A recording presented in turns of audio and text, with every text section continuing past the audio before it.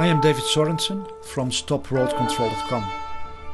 In this video I present to you truths and realities that are extremely difficult to comprehend. Information that will shock us to the core, because it challenges everything we believe. It turns our world upside down, and it reveals something so evil that it is almost incomprehensible. Yet it is the truth. If we want this world to become a better place, then we cannot afford to deny obvious realities. We must have the courage and the sincerity to face truth. I invite you to have this courage and sincerity when you watch this video. It will be difficult. It will be very challenging. But it will also expose something extremely nefarious in this world that every human being needs to be aware of.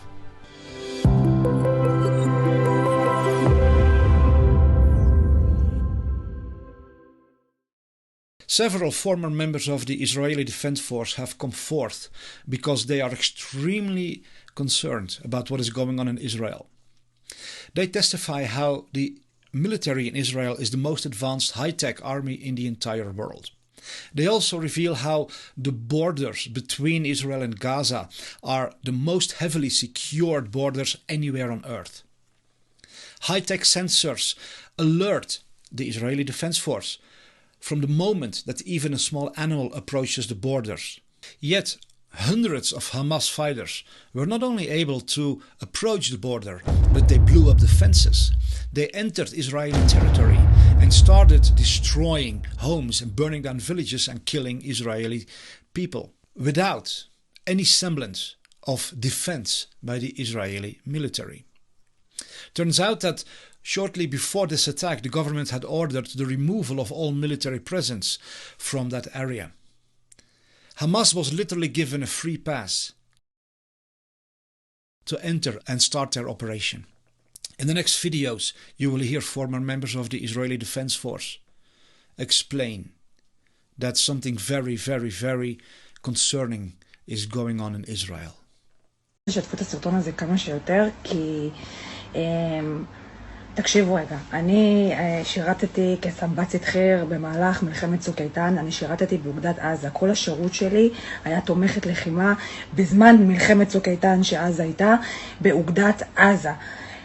תקשיבו לי ותקשיבו לי טוב. אין מצב בעולם שיכולה להיות כזאת התקרבות לגדר, אוקיי? מבלי שאנחנו לא נדע מזה. התצפיתניות יושבות בבונקרים 4 שעות, הן לא יכולות לעשות ככה. הן מול מסך. לא יכול להיות מצב, שום מצב, שהיו מעירים אותי בלילה על יונה. על חסידה שהתקרבה לגדר, על מקק שעבר מתחת לגדר, היו מקפיצים את כל הגזרה. איך נכנסו עם טרקטורים, 400 איש ואף אחד לא שם לב.